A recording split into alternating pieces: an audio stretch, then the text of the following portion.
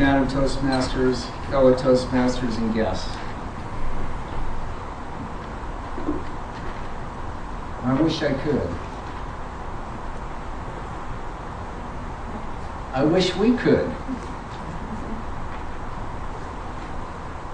How many times have we asked these questions in our life? How many times have we said, I want to do this? How many times do we say, when are we going to do this?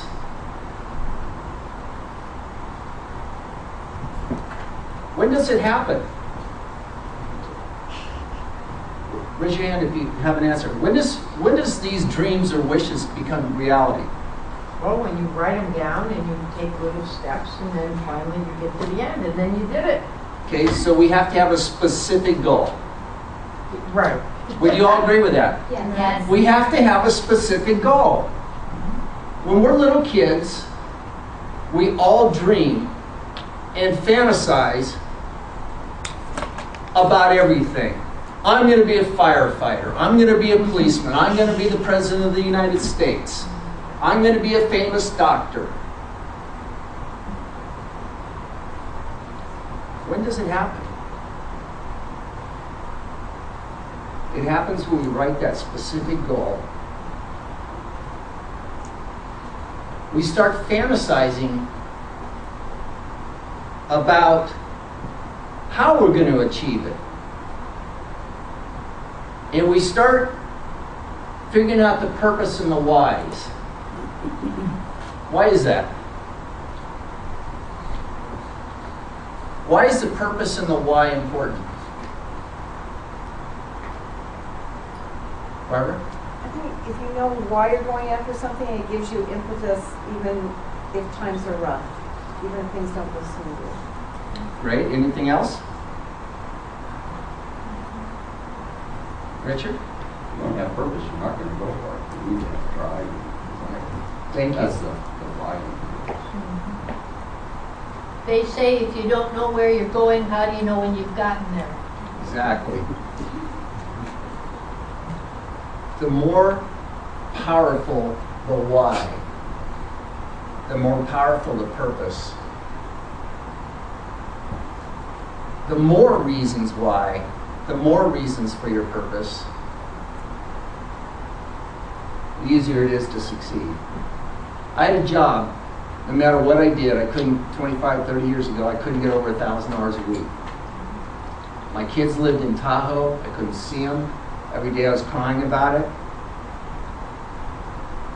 I was a salesman, working for companies, setting records, doing all kinds of great things. Every time I got to 1,000 hours, they cut my territory in half. They cut my pay in half every 90 days. It was sickening. There was no reason to keep excelling. And it didn't matter where I was at. It just kept happening. Because in 1980, make $1,000 a week was a lot of money. It's a lot of money to a lot of people today. Well, it wasn't enough for me. Because to pay my ex-wife to fly my kids down from Tahoe every single week, it was prohibitive. I had a lot of reasons why I wanted a business. And those whys found me a business that was going to close. It had great clientele, great product, great reputation, but they weren't making any money. I saw the great clientele of this little tiny business that was doing less than $100,000 a year. Overhead was small. I knew I could at least exist at least as well as I was doing then. So there was no risk. Sold my Mercedes, put it all in the store. I was married with my wife who was happy that I found something that I really wanted to do, that I could get after every single day. So my goal wasn't to make millions of dollars. My goal was to be able to see my girls weekly. It was a powerful, powerful reason why. And to take care of my family. Wanted to have kids. Couldn't have kids because we didn't have the money. The goal was to see my kids. had a business. We set up goals, we set up plans that were specific action items. Those specific action items were to make phone calls every day, as many as possible, to learn my product better than anybody, anywhere, so that when somebody graced me with their call or walked through that front door, I knew how to help them because I knew the product better than anybody. There wasn't anybody that was even close.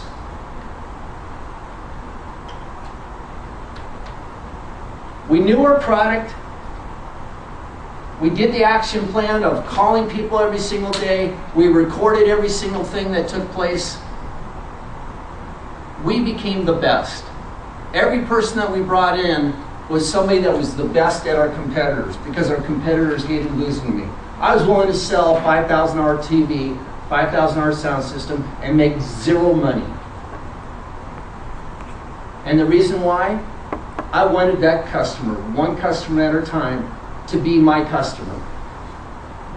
I saw a lot of stuff and, excuse the French, pissed off a lot of people that were my competitors and my vendors. But I had a goal and specific plans of how I was going to achieve it.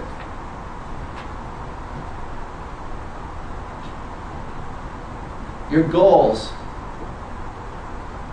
have to transcend, have to be important more than anything else that you have, and the reasons why, combined with the plans for achieving it and how you're going to achieve it and what you're going to do to achieve it is what it's about.